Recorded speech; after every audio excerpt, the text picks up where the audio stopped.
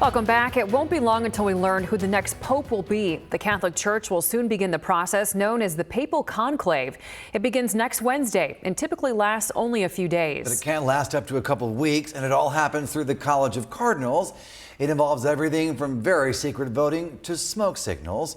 News Channel 3's Mackenzie Decker sat down with Kalamazoo's bishop, who was at the Vatican the last time a pope was chosen. I sat down with Bishop Edward Losi, who was actually at the last Mass for the Cardinals when they elected Pope Francis. So this is a process he's very familiar with and deeply connected to. He says right now the Cardinals are in a preparatory phase, learning more about what's going on in the church and throughout the world, allowing the Spirit to guide them in electing the next pope.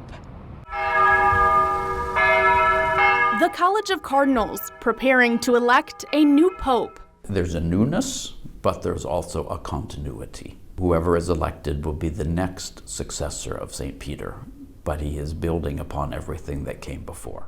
After a pope dies or resigns, the College of Cardinals, excluding those over 80, gather at the Vatican, secluded from the outside world. The voting process takes place in the Sistine Chapel and continues until a candidate reaches a 2/3 +1 majority. It can be a pretty lengthy process with multiple rounds of voting throughout the day. Obviously, they're going to have to talk about it.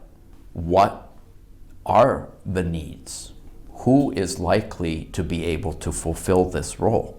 Who has what it takes? After each round of voting, ballots are burned in a special stove in the Sistine Chapel. Black smoke signals an inconclusive vote, while white smoke signifies a new pope has been elected. The candidate still has to accept and choose their papal name, after which they're taken to the Room of Tears, dressed in white robes. That's when they'll emerge on the balcony of St. Peter's Basilica, announcing their election to the public. The white attire of the Pope, there's several sizes in there waiting, because they don't know who's going to be elected, is to put that on it. It's called the Room of Tears, because that's a huge responsibility.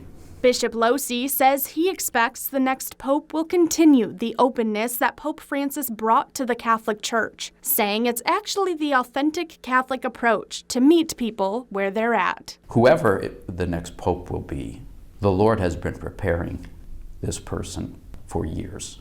We just need to have the Holy Spirit show us who that is. So we can expect to have a new pope appointed around next Saturday. Of course, we'll be following along with the process and keeping you updated along the way. In Kalamazoo, Mackenzie Decker, News Channel 3.